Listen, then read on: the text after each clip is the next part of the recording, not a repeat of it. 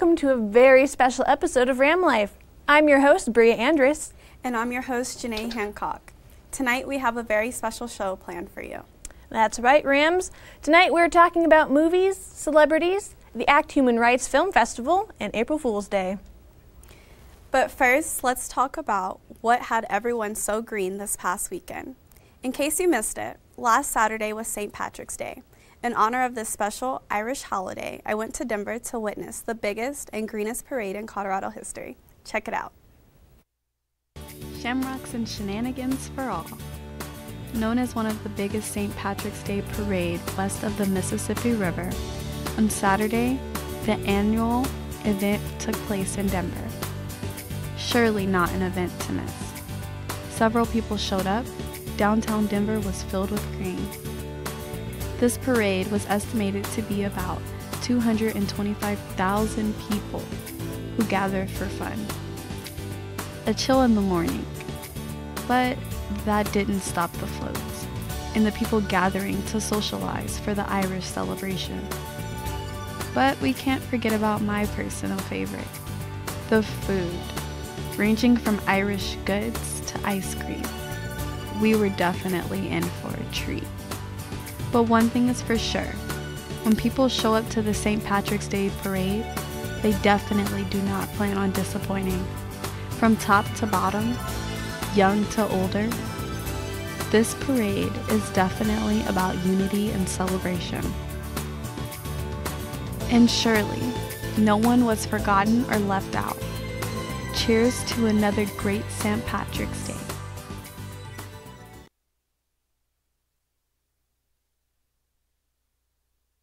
That actually looked like a lot of fun, Janae. I'm kind of jealous. I just missed that. I was there a little later, so that kind of sucks. That's okay, Bria. Next year, you can go with me. Well, thank you. This must be my lucky day. Get it? Yeah, I think they get it. So, what did you do on St. Patrick's Day, Bria? I'm so glad you asked, Janae. I had the pleasure in stuffing my face with delicious Mexican food at the Rio in Denver. Aside from that, I also stuffed my face with buttery popcorn at the movie theater. Here's what you all need to know about current movies out right now. I want to talk to you all about two movies currently in theaters, Love, Simon and A Wrinkle in Time. Love, Simon has a 92% rating on Rotten Tomatoes. This coming-of-age story is about how 17-year-old Simon Spears has yet to come out to his family and friends. He falls in love with an anonymous classmate online and goes through a life-changing journey that is both hilarious and riveting. I would highly recommend seeing this movie, folks. Unfortunately, I can't say the same for the new adaptation of A Wrinkle in Time. Critics aren't too fond of this film, even though it's featuring stars like Oprah Winfrey, Reese Witherspoon, Mindy Kaling, Chris Pine, and more. I think the movie had a lot of expectations since the original book is rated second best children's book of all time. It's definitely a more modern and more imaginative approach, but if you don't believe me, check it out for yourself. Thanks for those updates, Bria. Besides movies and other news of entertainment, we've got some juicy updates for you. Comedian Amy Schumer pulled a Jennifer Aniston and had a secret wedding. She married her boyfriend, Chris Fisher, late last month and had no problem posting photos on social media after the wedding already happened. Even gal pal Jennifer Lawrence, or J-Law, made an appearance. My invitation must have got lost in the mail. Oh well. Thankfully, I don't have to be invited to watch the season premiere of Jersey Shore, Family Vacation. That's right, our favorite cast is back in action, minus Sammy Sweetheart, of course. You can expect to see Snooki, J-Wow, Dina, Mike the Situation, Vinny, Paulie, and Ronnie hitting the streets of Miami on April 5th. MVP, GTL, it's all happening again, and I couldn't be more excited to witness the famous Jersey Shore, Turnpike, and fist pumping. And other news, I hope you all are listening because this is probably the only time I will ever say this. For once, I have no Kardashian Jenner news for you all. Both Kim and Kylie already had their babies, and Khloe is still preggers, so you just lucked out. Okay, Rams, we are going to take a break, but when we come back, my co-host Bria has some information on the ACT Film Festival.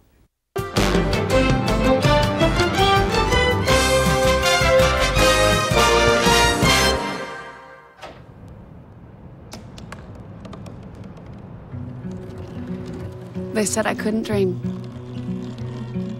Called me a piece of trash and swore that's all I'd ever be.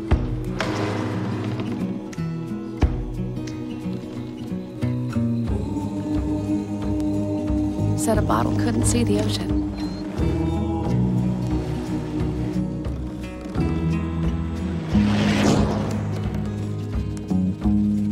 Give up. Go back to the dumpster. But I didn't listen. I made my way.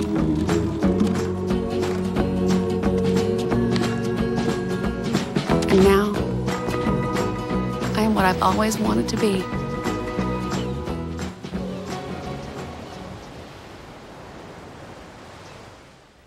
Welcome back, Rams. I'm so excited to talk to y'all about the Act Humans Film Festival. This year, the festival will be screening 13 different films. And last night, I had the pleasure of attending the kickoff event at Odell Brewery in Old Town. Check it out. This Tuesday, April 20th, was the kickoff and tapping party for Colorado's 3rd annual ACT Human Rights Festival. So the act, of course, is a verb, to act, to do something, to be active in the world.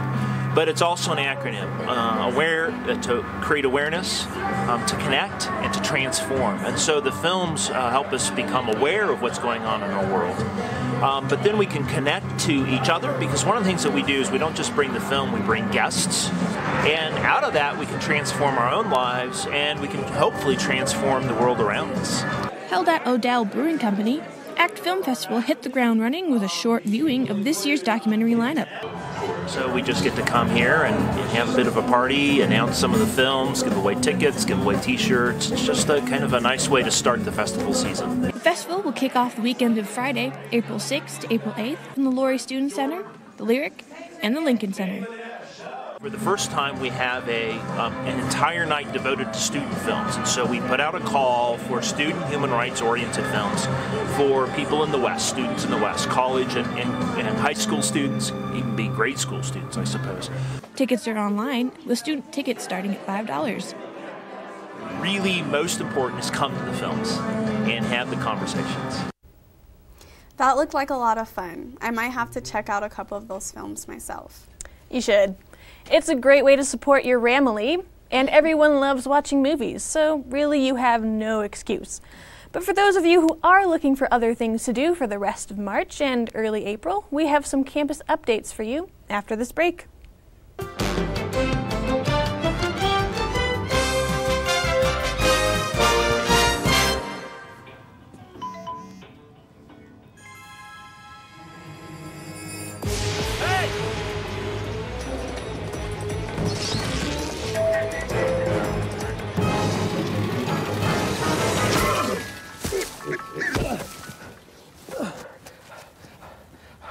So, same time next week?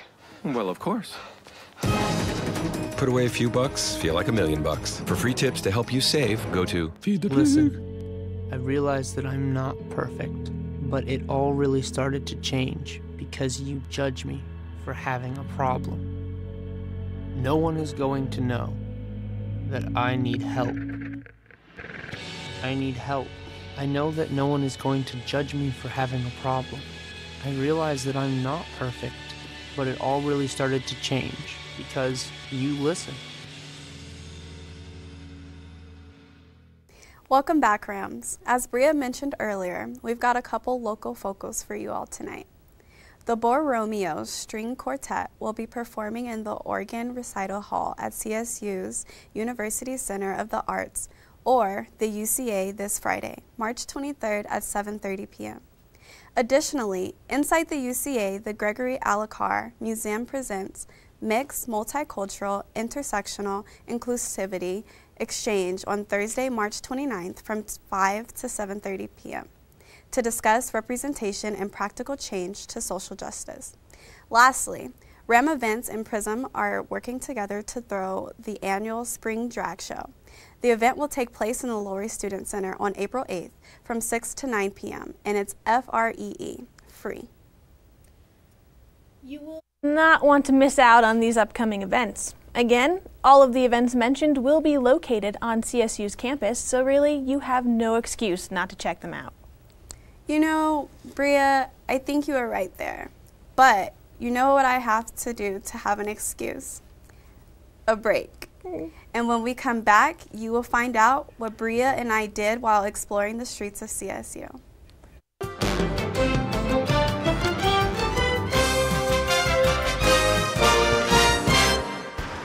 Look at you. You're at the top of your game.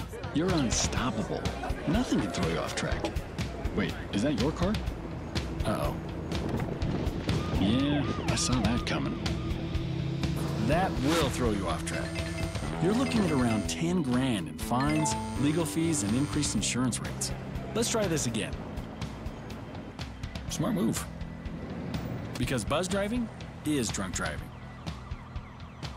You are listening to 90.5 KCSU Fort Collins with DJ Mean Beats, DJ Nightshade, DJ Wildcard.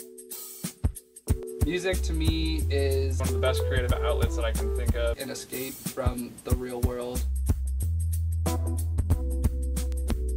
Music to me is an expression of love. Go from like folk to hip hop to like classic rock, 1960s bossa nova. With music, there's like no boundaries. I work here because I love music, and you do too.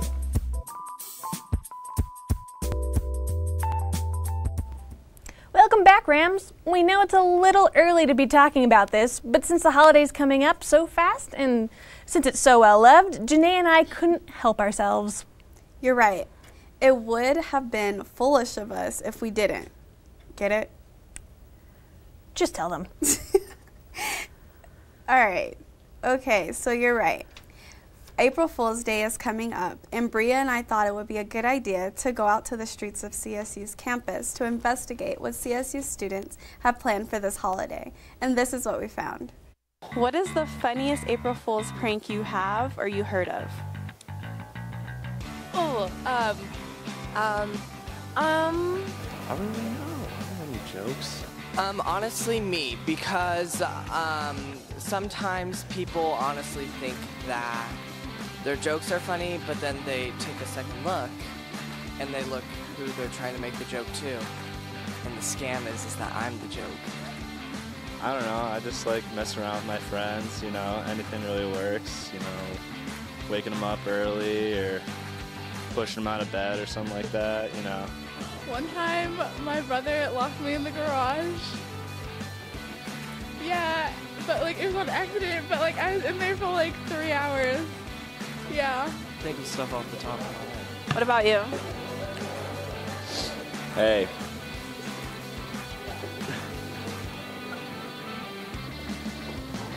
That's your April Fool's joke? April Fool's.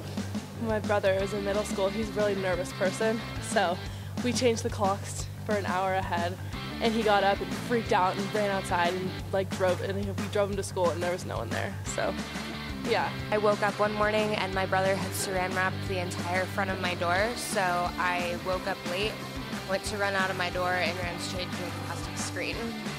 It wasn't funny, but a lot of my friends like to do death jokes, like they'll tell me someone passed away and then they say April Fool. So I don't like those at all, and I don't really like April Fools at all. So. Well, I've heard of a high school putting a bunch of chickens in the school, marking them 1 through 4 but leaving out 3, so that they're looking for a chicken that doesn't exist. Oh, there was this April Fool's prank where the student read her text message out loud in class because the teacher said if anybody was on their phones, they had to share what was going on. And it was a fake either STD or pregnancy result that she had to share in front of the whole class, and it was pretty funny.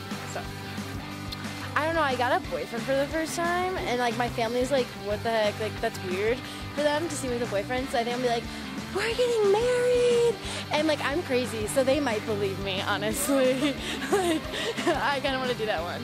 My friend that I got him like Taylor Swift tickets, and he was like obsessed with Taylor Swift, and then I lied to him, and he was sad. I bet some people hate April Fool's Day. You're either the fooler or the one that gets fooled. Janae, do you have any April Fool's stories for us? Well, you know, I personally can't get fooled because I'm just too smart for that. But I do know someone. I have a friend who pranked another friend, and I just happened to be there to witness it. But what was the prank? They put barbecue sauce in their lotion, so when they got out of the shower, it was like they were putting it like on their body, and then they realized. How did they not notice that? No, I would be able to notice it because I'm smart, like I said, but they didn't notice it. So it was just really funny because they were smelling like barbecue sauce and had to get back in the shower. So. Yeah. Oh goodness, that's disgusting. You? What about you? I'm usually the one who gets fooled, but my family doesn't like pulling pranks. We're already like kind of afraid of each other, and we're just like, oh, maybe we shouldn't. I don't think it's a good idea. Also, we're all kind of not super clever when it comes to pranks. I feel like you have to prank this year. Like, I mean, I don't have any good idea. All out. Well, that is true. Yeah, that's gonna be. I'm gonna be so confused. I'm gonna be conflicted. Like. Easter, do I like not give people Easter candy because like it's April Fool's? I don't know. Or maybe like you can prank like the little kids because you know like they're always like looking for like. No, okay, that's sick. That's horrible. Okay, Rams. In all seriousness, that's all we have for you all tonight. Thanks again for tuning in. Catch us next month on our final episode of RamLife for the spring semester. You won't want to miss it. I'm your host, Janae Hancock. And I'm your host, Bria Andress. Good night, Rams.